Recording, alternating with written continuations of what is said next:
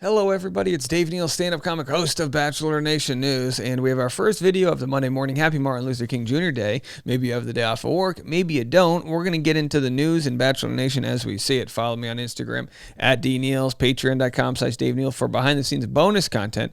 I'll actually be going live a little later today on the Patreon. I think early afternoon, 2 p.m. Pacific time. I'll be editing a new fun project, non-Bachelor related. If you want to see that process and be a part of it, you can join me, patreon.com/Dave Neal.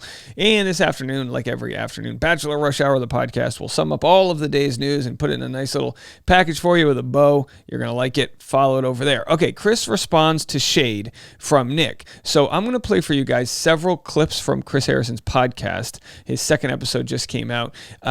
It's a response to Nick, who responded to him. And I'm going to break that all down for you guys right now. Let's watch the trailer that was put together on Chris Harrison's Instagram regarding this episode. Do you feel like you have to be overly censored now after what happened? Like, do you feel like you're going to be canceled again? The saga at Good Morning America with Amy Robach and TJ Holmes.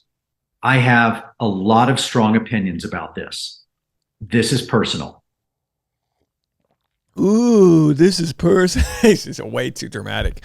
And not to mention horrible audio on the Instagram reel there. Okay, so let's get into it. Here's what Chris Harrison said, and then I'm going to share what Nick's reply was. I think Nick was one of those among many who probably saw the blood in the water and saw the opportunity of a job that would be really phenomenal. And I had no doubt he wanted that job. All right, so then we got that. He was gunning for the job, right? We got that. He was gunning for the job. Now let's go to Nick's response. She mentioned me. Nobody about this, and they and were gunning for his job. He said that you were one of the people that saw blood in the water. Now I like this producer a lot. I like this producer a lot, but by not hearing the audio, Nick completely reacts in a way that it wasn't necessarily what Chris Harrison's tone would have given him, and kind of tried to capitalize off of the situation. He said you reconnected at Wells' wedding. Wait, hold on. It was fine. So he said I was gunning for his job? Well, no, he said that you saw blood in the water of the situation when he Now, the evolved response would have been, he said that, I'm going to have to hear it from his own mouth to understand how I feel, but that's not good podcasting. Went down. But he didn't list me as one of the people who reached out? Really? Mm-hmm. Yeah, he went down a whole list of everyone who was that's the problem. Okay, so anyway, so then Nick goes, I think his response was problematic. Here's Chris Harrison's response to that. The headlines.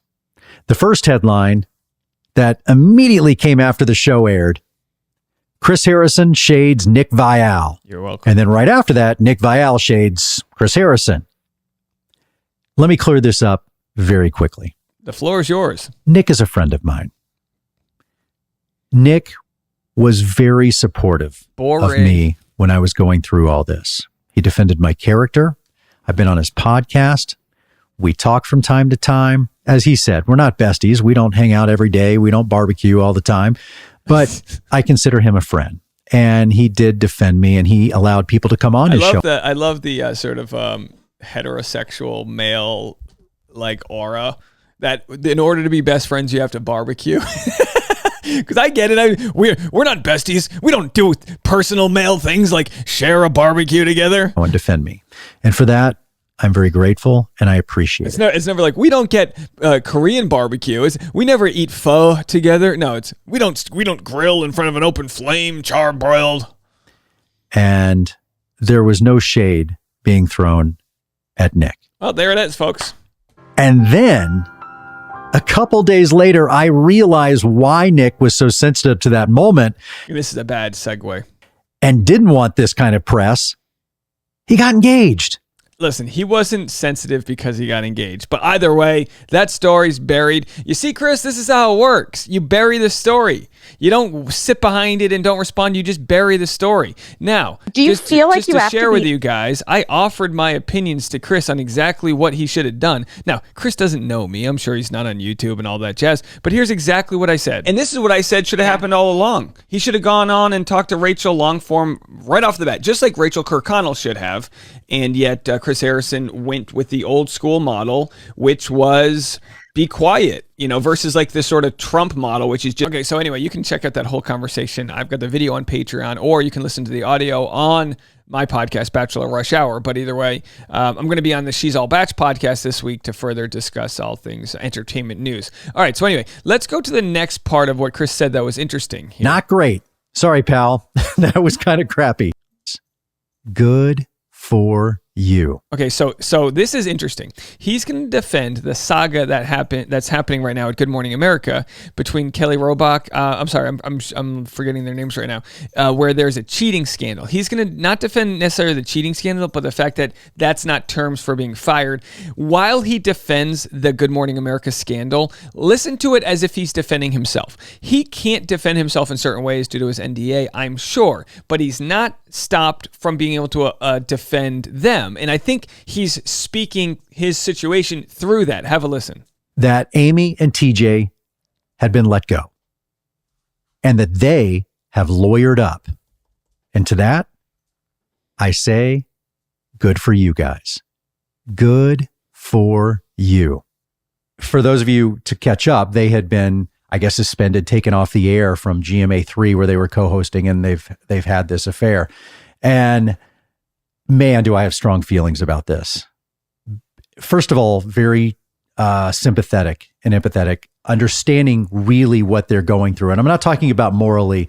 Say what you will about how this has all happened in their affairs and how they've handled this.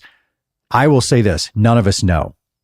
You don't know what's happening in anyone's house. You don't know. And this is not to excuse anything, but we have no idea. You have no idea what's going on in your neighbor's house right now. Even if you see them every day, you don't know. And it is, this irony is not lost on me that they are going through the exact same thing. And then the headlines come out that they have both lawyered up and they are both fighting this. And to that I say, good on you. Good on you. You guys go. So he's happy that they lawyered up. He obviously lawyered up with power attorney Brian Friedman. You might not know why I call myself a power recapper, but this goes all the way back to the Colton Underwood days when Colton Underwood's ex-girlfriend Cassie Randolph, after having found out he was stalking and harassing her, putting a tracking device in the underneath the trunk of her car, she hired power attorney Brian Friedman, same attorney hired by Gabrielle Union, who fights a lot of entertainment news, and also hired by one Christopher H. Harrison. Is that his middle name? Either way, so that's their attorney, and I'm of course a power recapper because I don't have the license to attorney, but I have the license to recap, baby. I've been in this business for a long time. We know. You sign these contracts, there are morality clauses in there. Is it morally reprehensible to fall in love? Because that's what they've done. That is the crime that they are being punished for. For hand jobs in the company parking lot. Is falling in love. And is it morally reprehensible? Is it against the law to fall in love with someone at work that is equal to you? These are great questions. No position of power, as far as we know. It's not like Matt Lauer dating an intern or hooking up with an intern or something like that, where at least you could say, well, you could say that was consensual, but at the same time, can you have consent at a work when one person has hiring authority over the other? In this case, relative equals. I don't know who was there longer or what, but co-host, pretty equal. They were on level footing. They were co-hosts. Is it illegal or wrong to fall in love with someone equal to you? And to follow the... And again, what's illegal is not really pertinent, because in this case, it's not if it's like legal or illegal, it's whether or not the company has a clause against it, because they can fire you if they do have a morality clause that protects against things. I mean, I think they could have some ground to stand on as far as what's legal versus what the company allows. Those feelings. And if everybody knew about this, which, all the sources from inside are saying, and by the way, I've worked in newsrooms, there are no secrets, that this was the worst kept secret at GMA. Everybody knew about it. So he's saying this was the worst kept secret at GMA. My question for you guys here, as we find some X-Files music, is... We may scrap... Oh, wrong one. Is this. Is Chris Harrison saying that the drama that existed in Bachelor, and I know this is a stretch, get your hamstrings stretched here, but is he saying that the newsroom at GMA was the worst kept secret, and also Bachelor had a lot of skeletons too? That's what I'm reading into. Co-host knew about it, and for them now to get on this moral high box and say, well, we just found out about this. You know, we have to take a stand morally. You knew about this. And now you're taking a stand because, well, maybe you don't feel like it looks good publicly. Bingo. Bachelor producers obviously did a lot of problematic stuff. They were the top dogs. Chris Harrison, when fired, was basically falling on the sword for issues that they were also a part of. That's totally different. So TJ and Amy, good on you. Fight the good fight. I was going to suggest, by the way, I have an amazing lawyer if you guys need, and he kind of knows the opponent. So let me know if you need anything. I'm Amy and TJ, I'm here for you. Can you imagine if Chris Harrison now is like an influencer? He's like, I know a lawyer for 15% off. Use my code Chrissy H to join Brian Friedman's squad. And again, this isn't to say what's happened in their own houses, what happened in their own bedrooms. I don't know. You know, I can read the tabloids like you, but they don't know either. It's all speculation. Yeah, it's interesting. It's an interesting scandal. I'd love your comments and know what you guys think about this. We're going to have more to talk about today. I'm going to share some behind the scenes from Nick Viall's proposal, plus a few other clips. Oh, you know what? We have one more here. This is what Colton Underwood said with regards to Chris Harrison. They caught him at the, let's see what Colton said with regards to Chris Harrison's coming out. We got to play this stupid ad. Oh my gosh, can you believe this? They literally put like 30-second ads. Anyway, I'll read the headline. Bachelor Colton Underwood, I love Chris Harrison, hope the dust has settled. Former Bachelor Colton Underwood is hoping Chris Harrison's past drama resulting in an abrupt exit from the show is water under the bridge, but admits the former host might be doing better since he left. Let's have a listen. Man, oh, no. Chris Harrison, he said he was heartbroken after he was ousted from the show. Do you think he deserves somewhat of a second chance? I love Chris. Yeah, me too. I think he's in a good place. He seems happier. He's in love. He's in a good place in his life. He said he was gut punched by it all. He didn't expect it, and it was unfair and that sort of stuff. Do you think that the Bachelor franchise needs to make amends? I hope everybody could just move on in peace in their life and live their best life. So I hope that behind the scenes they took care of their business. I hope so too. Hey, have a good one, Colton. See you later, mate. Right, there it is. Fantastic journalism happening. All right, we got more content coming to you guys right after this.